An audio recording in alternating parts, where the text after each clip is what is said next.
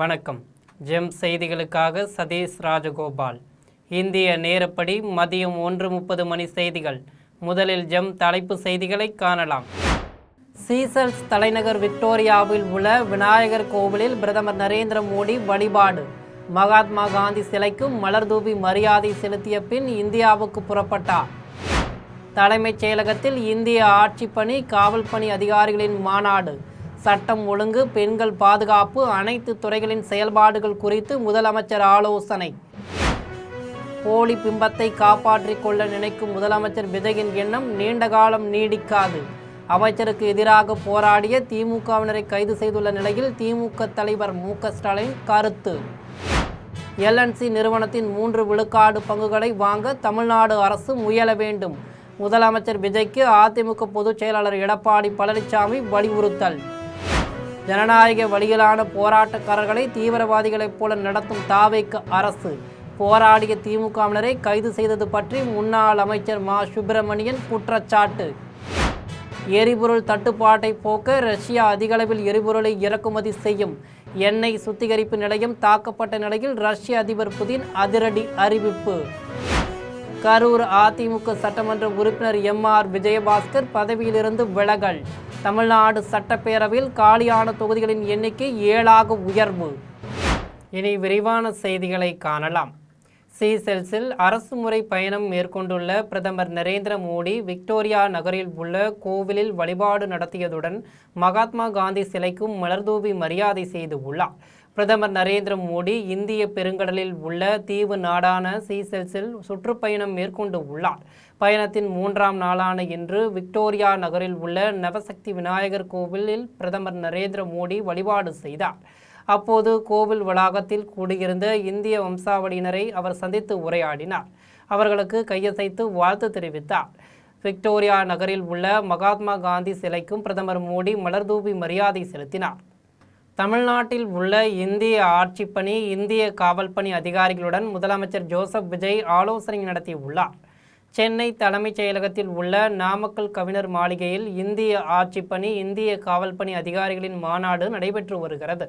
இந்த மாநாட்டில் தலைமைச் செயலாளர், காவல்துறை தலைமை இயக்குனர், அனைத்து துறை செயலாளர்கள், காவல்துறை தலைவர்கள், காவல்துறை துணைத் தலைவர்கள், மாவட்ட ஆட்சியர்கள், மாவட்ட காவல் கண்காணிப்பாளர்கள், வனத்துறை அதிகாரிகள் கலந்து கொண்டு உள்ளனர்.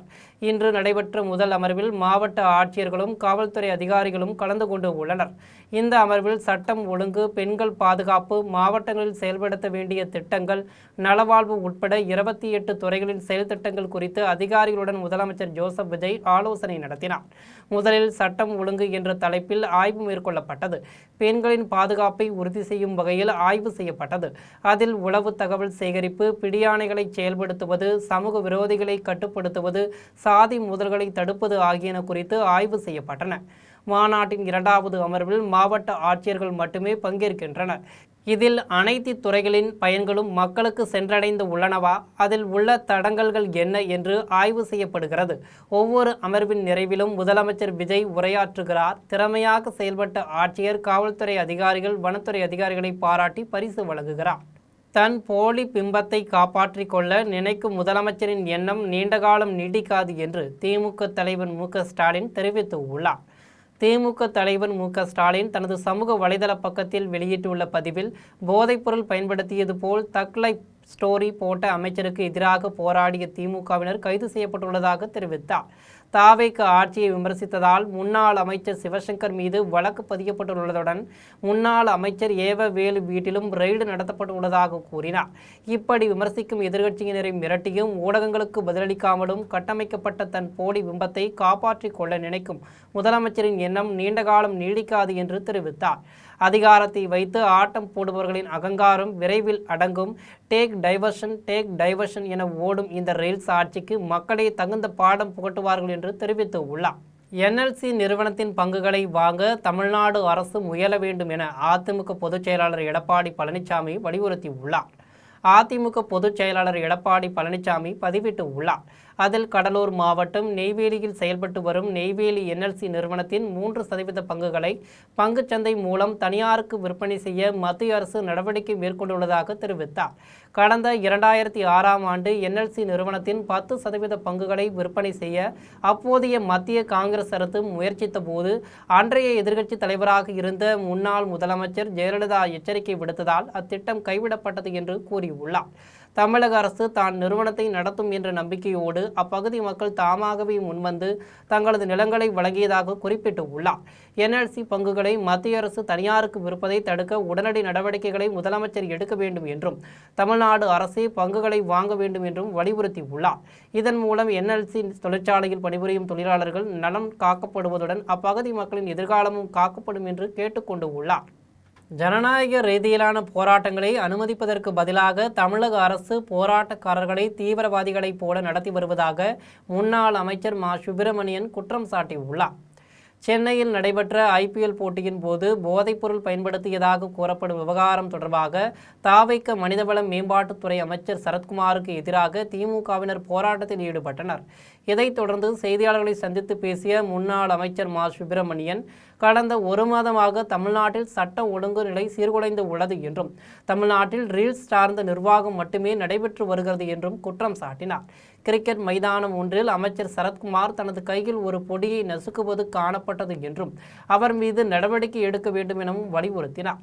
கடந்த காலங்களில் போதைப்பொருள் பயன்பாட்டிற்கு எதிராக காவல்துறை மிகவும் திறம்பட செயல்பட்டது என்று கூறினார். தற்போது ஜனநாயக ரீதியிலான போராட்டங்களை அனுமதிப்பதற்கு பதிலாக போராட்டக்காரர்களை தீவிரவாதிகளைப் போல நடத்தி வருவதாக தெரிவித்தார். இப்போராட்டத்தில் ஈடுபட்ட முன்னாள் அமைச்சர் மா. சுப்பிரமணியம் உள்ளிட்ட ஏராளமான திமுகவினரை காவல்துறையினர் கைது செய்து வாகனத்தில் ஏற்றினர். இதேபோல மதுரையில் திமுகவினர் அமைச்சர் சரத்குமாரை கண்டித்து ஆர்ப்பாட்டத்தில் ஈடுபட்ட தாவேகாவுக்கு எதிராக கோஷங்களை எழுப்பினர். தற்காலிக எரிபொருள் தட்டுப்பாட்டை போக்க ரஷ்யா அதிகளவில் எரிபொருளை இறக்குமதி செய்யும் என ரஷ்ய அதிபர் புதின் தெரிவித்துள்ளார். உக்ரைன் ரஷ்யா போர் 4 ஆண்டுகளை கடந்து நீடித்து வரும் நிலையில் அண்மையில் ரஷ்யா எண்ணெய் சுத்திகரிப்பு நிலையங்களை வெற்றிகரமாக தாக்கியதாக உக்ரைன் அதிபர் ஜெலன்ஸ்கி தனது சமூக வலைதள பக்கத்தில் தெரிவித்திருந்தார். ரஷ்யாவின் தகவலின்படி தெற்கு ரஷ்யாவின் கிரான்ஸ்டோனாடர் பகுதியில் உள்ள மிகப்பெரிய சுத்திகரிப்பு நிலையத்தின் மீது உக்ரைனின் ட்ரோன் பாகங்கள் விழுந்ததில் பயங்கர தீ விபத்து ஏற்பட்டது. இதன் காரணமாக கருங்கடல் துறைமுகங்கள் வழியிலான ரஷ்யாவின் எரிபொருள் ஏற்றுமதி பாதிக்கப்பட்டு உள்ளது. இத்தாக்குதலில் ஒருவர் உயிரிழந்தார். இது தொடர்பாக தனியார் தொலைக்காட்சியில் அதிபர் புதின் பேட்டியளித்த போது தற்காலிக எரிபொருள் தட்டுப்பாட்டை போக்க ரஷ்யாவில் அதிகளவு எரிபொருளை இறக்குமதி செய்யும் என்றும் தெரிவித்தார். வான் பாதுகாப்பு ஏவுகணை அமைப்புகளின் உற்பத்தியை உடனடியாக பல மடங்கு அதிகரிக்கப் போவதாக கூறினார். கரூர் தொகுதியில் அதிமுக சார்பில் போட்டியிட்டு வெற்றி பெற்ற எம்.ஆர். விஜயபாஸ்கர் சட்டமன்ற உறுப்பினர் பதவியில் இருந்து விலகுவதற்கான கடிதத்தை சட்டப்பேரவைத் தலைவர் ஜே.சி.டி. பிரபாகரிடம் வழங்கியுள்ளார். தமிழ்நாடு சட்டமன்ற தேர்தலில் அதிமுக சார்பில் 47 பேர் வெற்றி பெற்றனர். தேர்தலில் தனிப்பெருங்கட்சியாக உருவெடுத்த தாவேக, காங்கிரஸ், விடுதலை சிறுத்தைகள், முஸ்லிம் லீக், இடதுசாரி கட்சிகளின் உதவியுடன் ஆட்சி அமைத்து உள்ளது. இந்நிலையில் சட்டமன்றத்தில் நடைபெற்ற நம்பிக்கை வாக்கெடுப்பில் அதிமுகவின் 25 உறுப்பினர்கள் தாவேக அரசுக்கு ஆதரவாக வாக்களித்தனர். இதையடுத்து மதுராந்தகம் சட்டமன்ற தொகுதியில் வெற்றி பெற்ற மரகதம் குமரவேல், தாராபுரத்தில் வெற்றி பெற்ற சத்யபாமா, பெருந்துறையில் வெற்றி பெற்ற ஜெயக்குமார் ஆகியோர் சட்டமன்ற உறுப்பினர் பதவிகளில் இருந்து விலகினர். இதையடுத்து அம்பாசமுத்திரத்தில் வெற்றி பெற்ற இசக்கி சுப்பையா, விராலிமலையில் வெற்றி பெற்ற சி. விஜயபாஸ்கர் ஆகியோரும் விலகினர். கரூர் தொகுதியில் அதிமுக சார்பில் போட்டியிட்டு வெற்றி பெற்ற சட்டமன்ற உறுப்பினர் எம்.ஆர். விஜயபாஸ்கர் இன்று சட்டப்பேரவைத் தலைவர் ஜே.சி.டி. பிரபாகரை சந்தித்து பதவி விலகல் கடிதத்தை அளித்துள்ளார். இத்துடன் அதிமுகவைச் சேர்ந்த 6 பேர் சட்டமன்ற உறுப்பினர் பதவியிலிருந்து விலகியுள்ளனர். அது மட்டுமல்லாமல் 2 தொகுதிகளில் வெற்றி பெற்ற முதலமைச்சர் ஜோசப் விஜய் திருச்சி கிழக்கு தொகுதி பதவியிலிருந்து விலகிவிட்டார். இதனால் தேர்தல் நடந்த 2 மாதத்தில் தமிழ்நாட்டில் 6 சட்டமன்ற தொகுதிகள் காலியாக உள்ளன. கர்நாடக அரசு அணை கட்டினால் இரு மாநிலங்களுக்கும் பெரிய பிரச்சனையை உருவாக்கும் என்று நாடாளுமன்ற உறுப்பினர் சசிகாந்த் செந்தில் தெரிவித்துள்ளார். திருவள்ளூர் மாவட்டம் பட்டாபுரம் காவல் நிலையம் அருகில் மாவட்ட காங்கிரஸ் கமிட்டி தலைவர் அபித் பாபு தலைமையில் முப்பெரும் தலைவர்களின் பிறந்தநாள் விழா நடைபெற்றது. விழாவில் அமைச்சர் விஸ்வநாதன், நாடாளுமன்ற உறுப்பினர் சசிகாந்த் செந்தில் ஆகியோர் கலந்து கொண்டு உரையாற்றினர். இதையடுத்து திமுக நிர்வாகிகள் 200க்கும் மேற்பட்டோர் தங்களை காங்கிரஸ் கட்சியில் இணைத்துக் கொண்டனர். பின்னர் நாடாளுமன்ற உறுப்பினர் சசிகாந்த் செந்தில் செய்தியாளர்களை சந்தித்து பேசினார். அப்போது இது சாமானிய மக்களின் அரசு என்பதால் இந்த அரசை எவ்வளவு எளிதில் கவிழ்க்க முடியாது என்று தெரிவித்தார். கர்நாடக அரசு அணை கட்டினால் இரு மாநிலங்களுக்கும் பெரிய பிரச்சனையை உருவாக்கும் என்று கூறினார். அது மட்டுமல்ல, காங்கிரஸ் கட்சி இந்த போராட்டத்தில் முன்னோடியாக நிற்கும் என தெரிவித்தார். ஒரு பழமை வாய்ந்த ஒரு இடத்துல காங்கிரஸுக்காக இருக்கிற ஆவடி என்பது காங்கிரசின் ஒரு பெரிய ஒரு வரலாறு இருக்கும் ஒரு இடம். அங்க உரை நிகழ்ச்சி இருப்பது எங்க எல்லோருக்கும் சந்தோஷம். போதுவான ஆட்சி கவிழ்லான்னு சொல்லிட்டு இப்போ கொஞ்ச நேரத்துக்கு முன்னாடி முன்னாள் முதலமைச்சர் மு.க. ஸ்டாலின் அவர் பேசியிருக்காரு. திமுகவினர் தயாரா இருக்கணும் தேர்தலுக்கு. அதெல்லாம் எல்லாருடைய எதிர்கட்சின்னா அவங்களுடைய செயல்பாடுகள் அப்படிதான் இருக்கும். அதை பத்திலாம் நம்ம பெரிய லெவலில் கவலைப்பட வேண்டாம். ஏன் நான் உறுதியா சொல்றேன்னா, இன்னைக்கு எல்லா பட்டி தொட்டி எல்லாத்துல இருந்தும் வர ஒரே ஒரு செய்தி என்னன்னா, கிரவுண்ட் லெவல்ல ஊழல். நேரடி கொள்முதல் நிலையங்களில் நெல்லின் ஈரப்பதம் 17% வரை இருந்தால் மட்டுமே பொதுமக்களுக்கு தரமான அரிசி வழங்க முடியும் என்று அமைச்சர் வெங்கட்ரமணன் தெரிவித்துள்ளார். திருவாரூர் மாவட்டம் நீடாமங்கலம் அருகே கோவில் வெண்ணியில் உள்ள நேரடி நெல் கொள்முதல் நிலையத்தில் உணவுத்துறை அமைச்சர் வெங்கட்ரமணன் ஆய்வு மேற்கொண்டார். இதையடுத்து அவர் செய்தியாளர்களிடம் பேசிய போது, கடந்த ஆட்சியில் கொள்முதல் செய்யப்பட்ட நெல் மூட்டைகளை வெளி மாவட்டங்களுக்கு அரவைக்கு அனுப்பி வைக்காததால் தான் கொள்முதல் நிலையங்களில் நெல் மூட்டைகள் தேக்கமடைந்துள்ளதாக தெரிவித்தார். எனவே விவசாயிகளின் கோரிக்கையை ஏற்று நெல் உலர வைப்பதற்கு இயந்திரம் கொண்டு வருவதாக கூறினார்.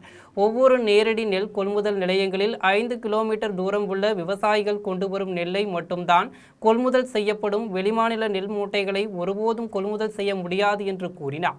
மேலும் மன்னார்குடி அருகே சேமிப்பு கிடங்கு கட்டுவதற்கு 2 இடங்களை தேர்வு செய்துள்ளதாக தெரிவித்தார். காய வைக்கிறதுக்கான ஸ்பேஸ் கொடுத்தோம்னா அவங்களே இந்த வெயிலில் காய வச்சு கொடுத்துட்றாங்க. அதுக்கான இடத்தையும் அவங்களுக்கான தார்பாய்கள் அவங்களுக்கான ஃபெசிலிட்டிலாம் பண்ணித்தரத்துக்காக அவங்கள்ட்ட பேசியிருக்கோம், ஃபாலோ பண்ணிகிட்ருக்கோம். இந்த திருவாரூர் மாவட்டத்தை பொறுத்த வரைக்கும் இருக்கிற குடோன் எல்லா குடோன்லையும் அரிசி தேக்கநிலை இருக்குது. அதெல்லாம் மூவ்மெண்ட் பண்ண சொல்லியிருக்கோம், மூவ்மெண்ட் இருக்குது. ரொம்ப லார்ஜ் 5 லட்சம் 10 லட்சம் மெட்ரிக் டனில் 5 லட்சம் மூட்டைகளெல்லாம் பேலன்ஸ் இல்லை. குறைஞ்சபட்சம் 70-80 மெட்ரிக் டன்னுக்கு தான் இங்கே இந்த குருவை, கோடை குருவைக்கு உண்டான சீசனில் இருக்கும். அதுக்கான புது சேவிங்ஸ் கிடங்கு கூட புது சேமிப்பு கிடங்கு கூட உற்பத்தியாளர்களிடமிருந்து கொள்முதல் செய்யப்படும் பாலுக்கான விலையை உயர்த்துவது குறித்து அரசு மறுபரிசீலனை செய்து வருவதால் அது குறித்த அறிவிப்பு விரைவில் வெளியிடப்படும் என்று அமைச்சர் விஜயலட்சுமி தெரிவித்துள்ளார். விழுப்புரம் நகர பகுதியான ஜானகிபுரம் பகுதியில் விழுப்புரம் மாவட்ட ஆவின் கூட்டுறவு பால் பண்ணை அமைந்துள்ளது. இப்பண்ணையில் தமிழக பால்வளத்துறை அமைச்சர் விஜயலட்சுமி பால் தரம் பரிசோதனை மேற்கொள்ளப்படும் விதம், பால் பாக்கெட்டுகள் தயாரிக்கும் நடைமுறை மற்றும் வாகனங்களில் ஏற்றுமதி செய்வதல் உள்ளிட்டவற்றை ஆய்வு மேற்கொண்டார். அதனைத் தொடர்ந்து செய்தியாளர்களை சந்தித்து பேசிய அவர், தமிழக முதலமைச்சரின் முக்கிய நோக்கமே தரமான பால் மக்களுக்கு சென்றடைய வேண்டும் என்பதால் ஆய்வு மேற்கொண்டதாகவும், உற்பத்தியாளர்களிடமிருந்து கொள்முதல் செய்யப்படும் பாலுக்கான விலையை உயர்த்துவது குறித்து அரசு மறுபரிசீலனை செய்து வருவதால் அது குறித்து அறிவிப்பு விரைவில் வெளியிடப்படும் என்று தெரிவித்தார். பல பொருட்கள் இருக்குது. ஆவின் பால் பாக்கெட்டோ எதுவுமே கிடைக்க மாட்டேங்குது. நிறைய கடை இருக்கு. அது நடவடிக்கை இருக்குமா? இல்லை ஆய்வு அதெல்லாம் கூடிய சீக்கிரம் நிவர்த்தி பண்ணிடுவோம். உங்களுக்கு எல்லா ஆவின் டிபார்ட்மெண்ட்லையும் கண்டிப்பாக கிடைக்கும். எல்லா பார்லர்லேயும் உங்களுக்கு ஆவின் ப்ராடக்ட் கண்டிப்பாக வர மாதிரி நாங்கள் நடவடிக்கை எடுத்துகிட்டு இருக்கோம். கூடிய சீக்கிரம் ஏரல் அரசு மருத்துவமனையில் நடைபெற்ற போலியோ சொட்டு மருந்து சிறப்பு முகாமில் சட்டமன்ற உறுப்பினர் அன்னை வி.ஜி. சரவணன் கலந்து கொண்டு குழந்தைகளுக்கு போலியோ சொட்டு மருந்து வழங்கினார். தூத்துக்குடி மாவட்டம் ஏரல் அரசு மருத்துவமனையில் போலியோ சொட்டு மருந்து சிறப்பு முகாம் நடைபெற்றது.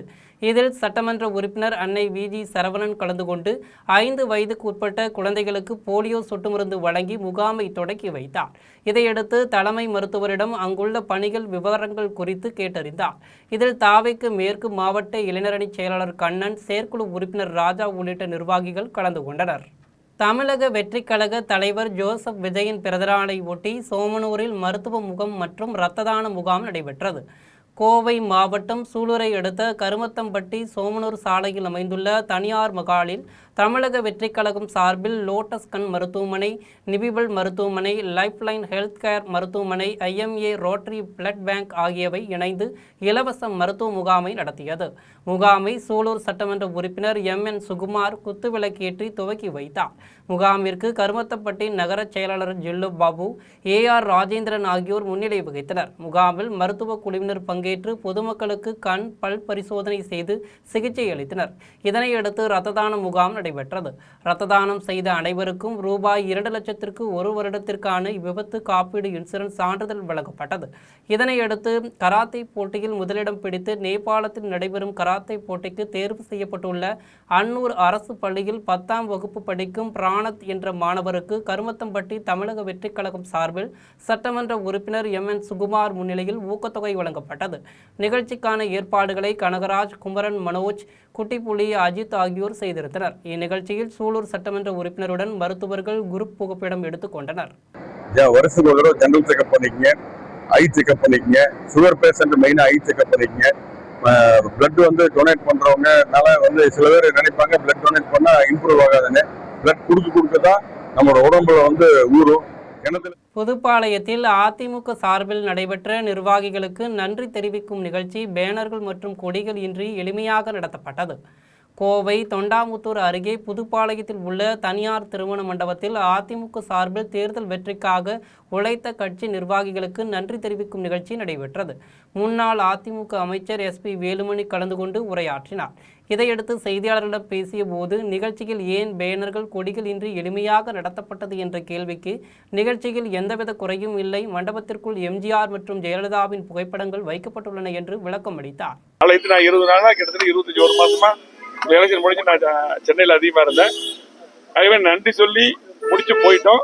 ஆகவே இன்னைக்கு அவங்க கூட எல்லாம் இருந்து எல்லாத்துக்கும் நன்றி சொல்லி முடிச்சு அவங்க கூட எல்லாம் உணவருந்திட்டு போலான்னு சொல்லி நாங்கள் எங்களுக்குள்ள என்னுடைய திரும்ப MLA ஆஃபீஸ் 2ஆம் தேதி இன்னைக்கு தான் நல்ல நாள் நாங்கள் போகிறோம். அது MLA ஆஃபீஸில் 2ஆம் தேதி அங்கே போகிறங்காட்டி முன்னாடி MLA ஆஃபீஸுக்கு இப்போ போகல.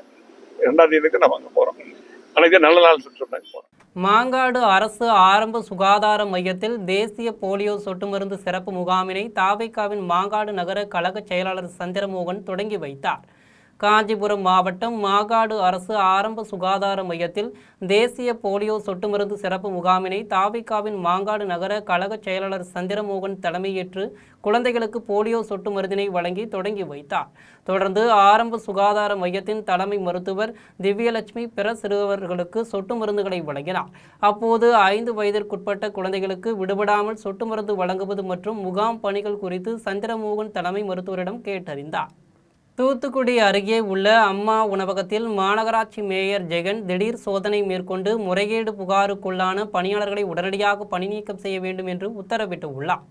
தூத்துக்குடி அருகே ஸ்டேட் பேங்க் காலனியில் உள்ள அம்மா உணவகத்தில் மாநகராட்சி மேயர் ஜெகன் திடீரென்று சோதனை மேற்கொண்டார்.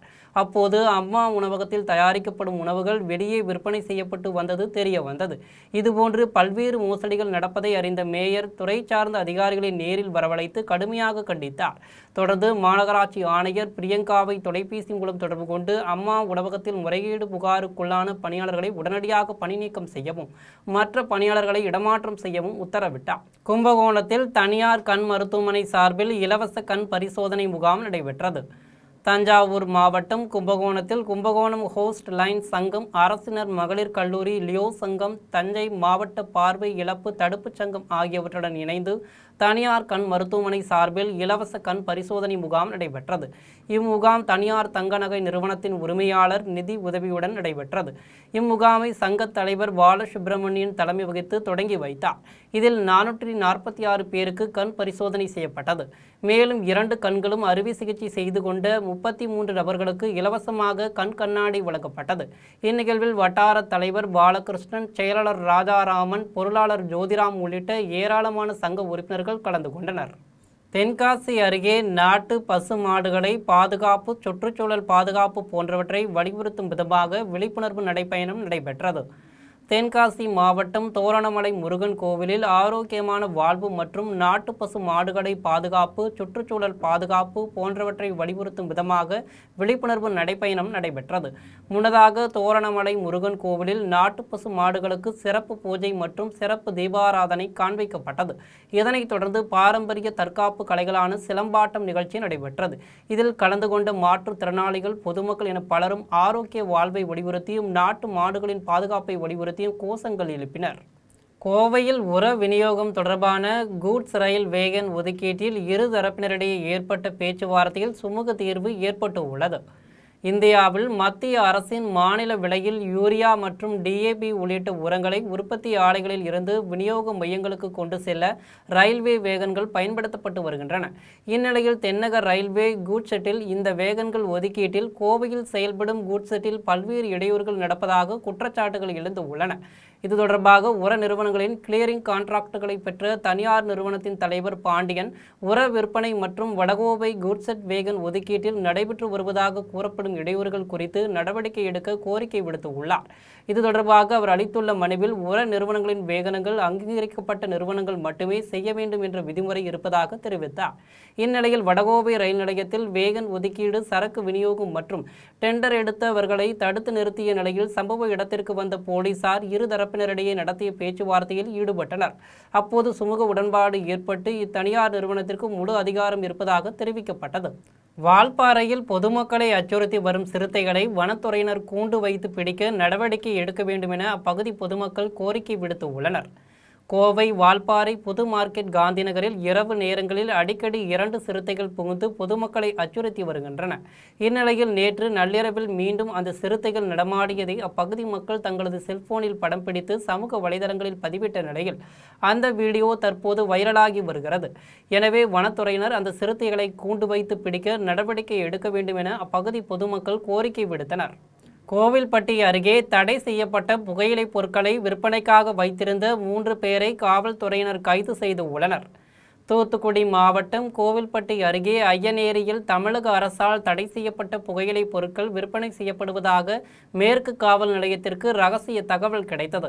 இதன் அடிப்படையில் காவல்துறையினர் அப்பகுதியில் சோதனை செய்தபோது விஜய், சமுத்திரராஜ், மாரிக்கண்ணன் ஆகிய 3வரிடமும் அரசால் தடை செய்யப்பட்ட புகையிலை பொருட்கள் இருப்பது தெரியவந்தது.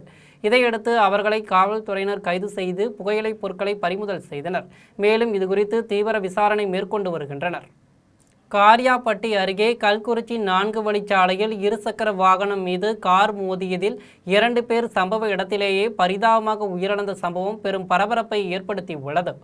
விருதுநகர் மாவட்டம் காரியாபட்டி அருகே மந்திர ஓடை கிராமத்தைச் சேர்ந்த மாரிமுத்து தனது மனைவி சத்யா மற்றும் மகள்கள் சௌமியா, சிவதனியா, ஸ்ரீ ஆகியோருடன் இருசக்கர வாகனத்தில் அருப்புக்கோட்டை அருகே பாளையம்பட்டிக்கு சென்றுவிட்டு மீண்டும் வீட்டிற்கு திரும்பி கொண்டிருந்தனர். கல்குறிச்சி 4 வழிச்சாலை அருகே வந்தபோது புதுக்கோட்டையைச் சேர்ந்த ரமேஷ் என்பவர் ஓட்டி வந்த கார் இருசக்கர வாகனம் மீது மோதியதில் 4 பேரும் தூக்கி வீசப்பட்டனர். இந்த விபத்தில் மாரிமுத்து மற்றும் அவரது மூத்த மகள் சௌமியா ஆகியோர் சம்பவ இடத்திலேயே பரிதாபமாக உயிரிழந்தனர். மேலும் பலத்த காயமடைந்த மனைவி சத்யா மற்றும் இளைய மகள் சிவதன்யா ஸ்ரீ ஆகியோர் உடனடியாக மீட்கப்பட்டு மதுரை அரசு ராஜாஜி மருத்துவமனைக்கு சிகிச்சைக்காக அனுப்பி வைக்கப்பட்டனர். இந்த விபத்து சம்பவம் குறித்து மல்லாங்கினர் காவல்துறையினர் வழக்கு பதிவு செய்து தீவிர விசாரணை மேற்கொண்டு வருகின்றனர். கோவில்பட்டியில் நடைபெற்ற மாநில அளவிலான மின்னொலி கைப்பந்து போட்டியில் வெற்றி பெற்ற அணிகளுக்கு சட்டமன்ற உறுப்பினர்கள் கருணாநிதி, ராஜா ஆகியோர் பரிசு தொகையையும் கோப்பையும் வழங்கி பாராட்டினர். தூத்துக்குடி மாவட்டம் கோவில்பட்டியில் தமிழ்தாசன் நினைவு கைப்பந்து கழகம் சார்பில் மாநில அளவிலான மின்னொலி கைப்பந்து போட்டி நடைபெற்றது. போட்டியில் மொத்தம் 66 அணிகள் கலந்து கொண்டன. இதில் கன்னியாகுமரி அணி முதல் இடத்தையும், கோவில்பட்டி அணி 2ஆம் இடத்தையும், தளவாய்புரம் 3ஆம் இடத்தையும் பிடித்தன. வெற்றி பெற்ற இந்த அணிகளுக்கு சட்டமன்ற உறுப்பினர்கள் கருணாநிதி, ராஜா ஆகியோர் பரிசு தொகையையும் கோப்பையும் வழங்கி பாராட்டினர். அதிமுக மாமன்ற எதிர்க்கட்சி கொறடா மந்திரமூர்த்தி கட்சியிலிருந்து விலகி தமிழக வெற்றி கழகத்தில் இணைத்து கொண்ட நிலையில் மாநகராட்சி கூட்டத்திற்கு அவர் வருகை தந்தபோது திமுக உறுப்பினர்கள் எதிர்ப்பு தெரிவித்து உள்ளனர். முன்னாள் அதிமுக மாமன்ற எதிர்க்கட்சி கொறடா மந்திரமூர்த்தி கட்சியிலிருந்து விலகி தமிழக வெற்றி கழகத்தில் தன்னை இணைத்துக் கொண்டார். இந்நிலையில் அவர் தூத்துக்குடி மாநகராட்சியில் சாதாரணமாக கூட்டத்தில் கலந்து கொண்டார். அப்போது திமுகவை சார்ந்த மாமன்ற உறுப்பினர்கள் அவரை மாமன்ற கூட்டத்திற்கு வரக்கூடாது என்று ஒருமித்த குரலாக கூறி கூட்ட அரங்கை விட்டு வெளியேற்ற முயற்சி செய்தனர். இது தொடர்பாக மாநகராட்சி மேயர் ஜெகன் பெரியசாமி பேசிய போது, தாங்கள் பழைய அதிமுக மாமன்ற கவுன்சிலராகவே இன்னும் இருப்பதாகவும் தற்போது தாவேக மாமன்ற உறுப்பினராக இருப்பதால் மாவட்ட செயலாளரிடம் அனுமதி கடிதம் வாங்கி வரச் சொல்லி அவரிடம் கூறினார். இதனால் மாமன்ற கூட்டத்தில் பெரும் பரபரப்பு ஏற்பட்டது. நெல்லூர்பேட்டையில் உள்ள முனீஸ்வரர் கோவிலில் நடைபெற்ற மகா கும்பாபிஷேக விழாவில் ஏராளமான பக்தர்கள் கலந்து கொண்டு சாமி தரிசனம் செய்து வழிபட்டனர். வேலூர் மாவட்டம் குடியாத்தம் அருகே நெல்லூர்பேட்டையில் உள்ள முனீஸ்வரர் கோவிலில் சுவாமிக்கு யாகஜாலை பூஜையுடன் சிறப்பு அபிஷேக ஆராதனைகள் நடைபெற்றது. தொடர்ந்து சிவாச்சாரியார்கள் வேத மந்திரங்கள் முழங்க கலசங்களில் புனித நீரை ஊற்றி கும்பாபிஷேகம் செய்து வைத்தனர். இதில் முன்னாள் சட்டப்பேரவை உறுப்பினர் அமலு விஜயன், ஒன்றிய குழு தலைவர் சத்யானந்தன் உள்ளிட்ட ஏராளமான பக்தர்கள் கலந்து கொண்டு சாமி தரிசனம் செய்தனர். மேலும் கோவில் நிர்வாகம் சார்பில் பக்தர்களுக்கு அன்னதானம் வழங்கப்பட்டது. விழாவிற்கான ஏற்பாடுகளை கோவில் நிர்வாகம் நகராட்சி உறுப்பினருமான அரசு செய்திருந்தனர். இனி வருவது திரையுலக செய்திகள். பிரபல நடிகர் விஷால் நடிக்கும் மகுடம் படத்தின் நச்சிந்தி மச்சானே என்ற பாடலை படக்குழுவினர் வெளியிட்டு உள்ளனர். பிரபல நடிகர் விஷால் மகுடம் என்ற புதிய படத்தில் தானே திரைக்கதை எழுதி இயக்கி நடித்து உள்ளார்.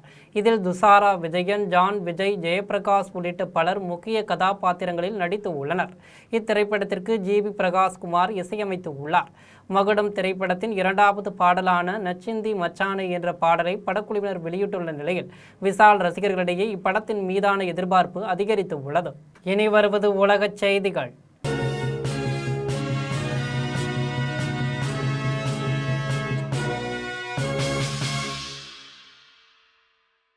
ஆப்கானிஸ்தான் மீது பாகிஸ்தான் இராணுவம் நடத்திய திடீர் தாக்குதலில் 29 பேர் உயிரிழந்து உள்ளனர். ஆப்கானிஸ்தானின் பக்திகா, கனூர் ஆகிய பகுதிகளை குறிவைத்து பாகிஸ்தான் இராணுவம் தாக்குதல் நடத்தி உள்ளது. இந்த தாக்குதலில் 29 பேர் சம்பவ இடத்திலேயே பரிதாபமாக உயிரிழந்தனர். இதுகுறித்து பாகிஸ்தான் அரசு உயிரிழந்த 29 பேரும் பயங்கரவாதிகள் என்று தெரிவித்து உள்ளது. இதனால் இரு நாடுகளுக்கிடையே மீண்டும் போர் பதற்றம் நிலவி வருகிறது. இனி வருவது விளையாட்டுச் செய்திகள்.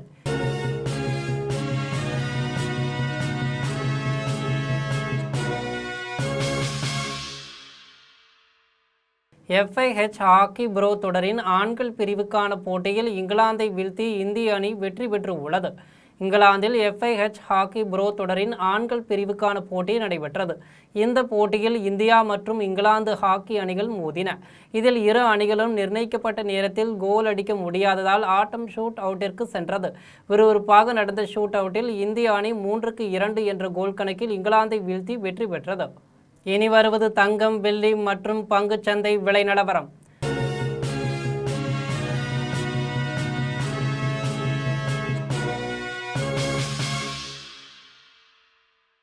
சென்னையில் ஆபரண தங்கம் இன்று 1 சவரன் 1,06,400 ரூபாய்க்கு விற்பனை செய்யப்படுகிறது. சென்னையில் இன்று ஆபரண தங்கத்தின் விலை கிராமுக்கு 70 ரூபாய் குறைந்து 13,300 ரூபாய்க்கு விற்பனை செய்யப்படுகிறது. மேலும் 1 சவரன் 1,560 ரூபாய் குறைந்து 1,06,400 ரூபாய்க்கு விற்பனை செய்யப்படுகிறது. 24 கேரட் தூய தங்கம் 1 சவரன் 1,16,072 ரூபாய்க்கு விற்பனை செய்யப்படுகிறது. மேலும் 1 கிராம் வெள்ளி 245 ரூபாய்க்கும் 1 கிலோ வெள்ளி 2,45,000 ரூபாய்க்கும் விற்பனை செய்யப்படுகிறது. இந்திய பங்குச்சந்தைகளில் வணிகம் இன்று சரிவுடன் காணப்படுகிறது. மும்பை பங்குச்சந்தை பங்குவிலை குறியீட்டு எண் சென்செக்ஸ் 40 புள்ளிகள் குறைந்து 77,060 புள்ளிகளில் வணிகமாகிறது. தேசிய பங்குச்சந்தை பங்குவிலை குறியீட்டு எண் நிப்டி 5 புள்ளிகள் அதிகரித்து 24,061 புள்ளிகளில் வணிகமாகிறது. மீண்டும் ஜெம் தலைப்பு செய்திகள். சீசல்ஸ் தலைநகர் விக்டோரியாவில் உள்ள விநாயகர் கோவிலில் பிரதமர் நரேந்திர மோடி வழிபாடு. மகாத்மா காந்தி சிலைக்கு மலர் தூவி மரியாதை செலுத்திய பின் இந்தியாவுக்கு புறப்பட்டார். தலைமைச் செயலகத்தில் இந்திய ஆட்சிப் பணி, காவல் பணி அதிகாரிகளின் மாநாடு. சட்டம் ஒழுங்கு, பெண்கள் பாதுகாப்பு, அனைத்து துறைகளின் செயல்பாடுகள் குறித்து முதலமைச்சர் ஆலோசனை. போலி பிம்பத்தை காப்பாற்றிக் கொள்ள நினைக்கும் முதலமைச்சர் விஜயின் எண்ணம் நீண்ட காலம் நீடிக்காது. அமைச்சருக்கு எதிராக போராடிய திமுகவினரை கைது செய்துள்ள நிலையில் திமுக தலைவர் மு.க. ஸ்டாலின் கருத்து. LNC நிறுவனத்தின் 3 விழுக்காடு பங்குகளை வாங்க தமிழ்நாடு அரசு முயல வேண்டும். முதலமைச்சர் விஜய்க்கு அதிமுக பொதுச் செயலாளர் எடப்பாடி பழனிசாமி வலியுறுத்தல். ஜனநாயக வழியிலான போராட்டக்காரர்களை தீவிரவாதிகளைப் போல நடத்தும் தாவேக அரசு. போராடிய திமுகவினரை கைது செய்தது பற்றி முன்னாள் அமைச்சர் மா. சுப்பிரமணியன் குற்றச்சாட்டு. எரிபொருள் தட்டுப்பாட்டை போக்க ரஷ்யா அதிகளவில் எரிபொருளை இறக்குமதி செய்யும். எண்ணெய் சுத்திகரிப்பு நிலையம் தாக்கப்பட்ட நிலையில் ரஷ்ய அதிபர் புதின் அதிரடி அறிவிப்பு. கரூர் அதிமுக சட்டமன்ற உறுப்பினர் MR விஜயபாஸ்கர் பதவியிலிருந்து விலகல். தமிழ்நாடு சட்டப்பேரவையில் காலியான தொகுதிகளின் எண்ணிக்கை 7ஆக உயர்வு. இத்துடன் ஜெம் செய்திகள் நிறைவடைகின்றன. மீண்டும் ஜெம் செய்திகள் மாலை 6 மணிக்கு. உடனுக்குடன் செய்திகளை காண GemLive.tv என்ற இணையதளத்தில் இணைந்திருங்கள். நன்றி, வணக்கம்.